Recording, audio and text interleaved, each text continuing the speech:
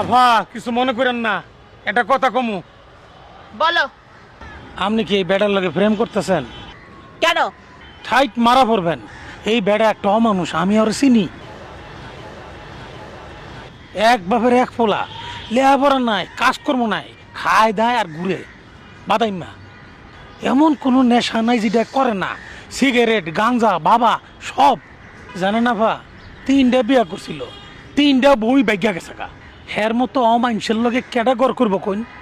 রাত 3টার আগে একদিনও ঘরে ফিরে না। হ্যাগো বাড়ির সিকিউরিটি সবটি হের গাইল দেয়। প্রত্যেক দিন যদি রাত 3টার সময় গেট খোলা লাগে, কেমন লাগে কইন আমনে?